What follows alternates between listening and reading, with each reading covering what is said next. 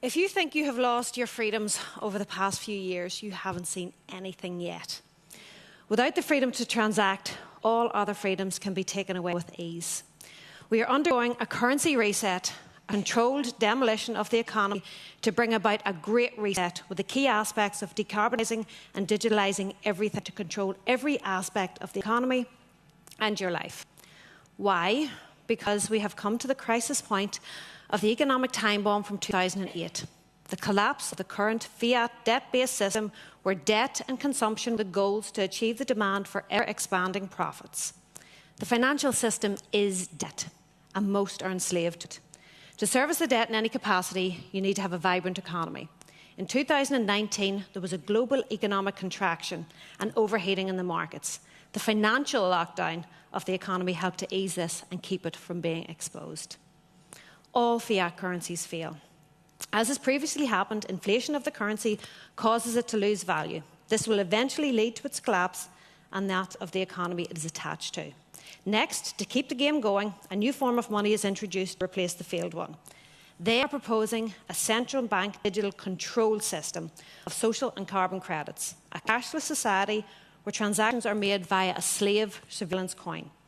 This is a digital prison made possible by programmable money.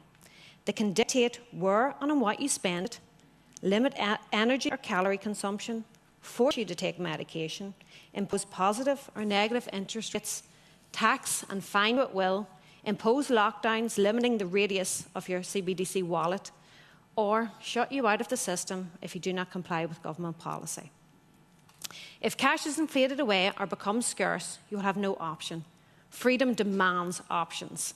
While regional spheres of influence, such as BRICS versus the West, are clashing regarding the global restructuring, if we look to the level above, just as every country was in lockstep with the pandemic response, every country is in lockstep with implementing central bank digital currency. They will be able to track every single dollar, euro, pound, yen by the end of the decade. A world rations, permits, penalties and surveillance.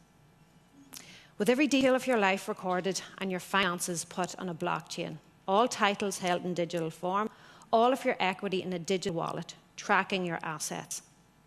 To impose wealth or inheritance taxes that could leave your children with little or nothing of what you have earned over your lifetime. Since 2009, there has been an explosion of intelligent people solving and evolving blockchain issues, creating an ability to blockchain everything. The plan is to link it to a carbon tracker. MasterCard have already developed the Do Black card to track your carbon and cut you off, that's their own words, should you reach your carbon limit.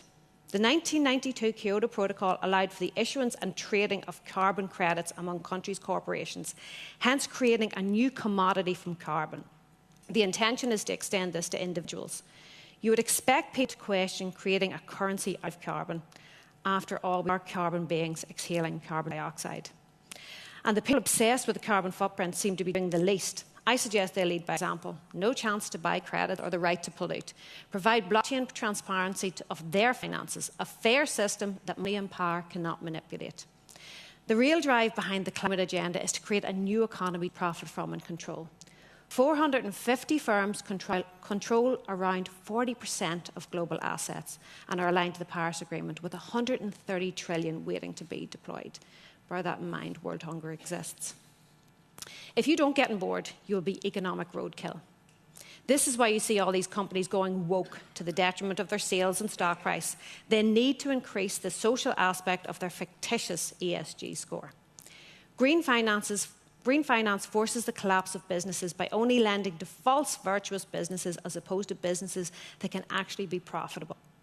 Those who issue and regulate the carbon credits control the economy.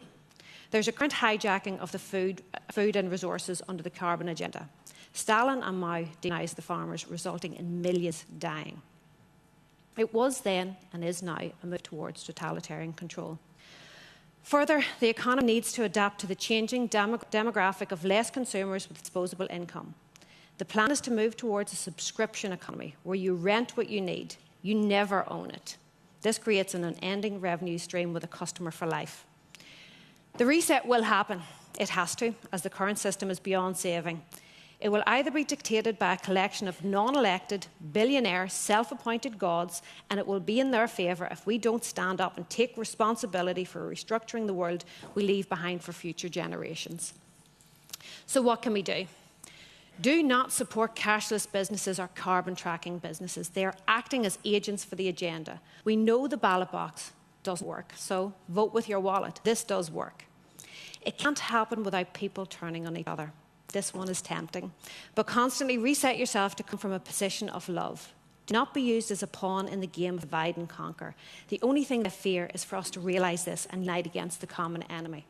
And most importantly, it can't happen without a digital ID. This is the last gate to rebel at. They need digital ID to gather your data and control your access to society. Then they link it to the source of their power, their monopoly on money. Once they have everyone in a surveillance control system, it's a small step to link to CBDC. So how do they plan to implement digital ID? Well, they tell us. They love telling us. In a 2018 paper, the WEF set out the framework in an insight report titled Identity in a Digital World. It will be introduced for internet use, access to food, travel, healthcare, financial services, government services, etc. To quote from the paper, this digital identity determines what products, services and information we can access, or conversely, what is closed off. You won't have to get it. Only if you want to benefit from subsidies, operate a business, use a supermarket, see a doctor, participate in society. Does that sound familiar? It's already in progress. India have the Aadhaar card linked to bank accounts, welfare schemes, pension and public health insurance. In 2015, Iran introduced biometric ID cards for pretty much the same, including food subsidies. For example, you could buy bread without the app, but at extortionate prices, affordable with the ID. Then we have DIA, launched in Ukraine in 2020 as the state in a smartphone. 3/4 of the funding came from US aid. With the onset of war, the need to access government services is already being used by 65% of eligible adults. Seems as uptake benefited from the chaos. They're now looking to export data to other countries. We are currently under trials with the Encompass programme in healthcare, and I suspect this will fall under the realm of biometric ID. It will be marketed as an effort to keep us safe. It is not to verify your identity and enhance security. It is for surveillance and control. Reject any aspect of digital ID, regardless of the seduction of the convenience of free stuff. During the pandemic, your ability to work, produce, socialise or travel was taken away, or at the very least restricted. The infrastructure of the COVID pass was not for a virus. It was for a digital ID, leading CBDC. If you apply, you get to participate, combined with the sentiment that you are at risk to society by exhaling, all to prepare you for carbon credits. If you go along to get along with digital ID, know that this is a ratchet system. You can only go forward, not back. And ultimately, you will be giving your children twice the battle to fight. The prison is being built. Your phone is your prison warden. Learn to step away from your phone for at least a portion of the day. Turn off notifications. You own it. Stop letting it draw you in. This can go one of two ways over the next few years. Permanent slavery, and they're developing the technology to do so with AI and CBDC. This combination would make it very difficult for another revolution to occur, and your government are passing laws to make this possible. Or we decentralise control and the people take back the power. The solution isn't entirely to fight against it. We also have the option to sidestep it and create alternatives within the realm of finance, food production, health and education. Remember, freedom equals choices. Choices are being reduced and we need to push back and expand them. There is no easy way out of this. You either stand up and fight, which is not easy and takes sacrifice, or you do nothing and submit yourself and future generations to living under total surveillance and control, both externally and internally with the advancement of brain transparent technology. It's totalitarian control.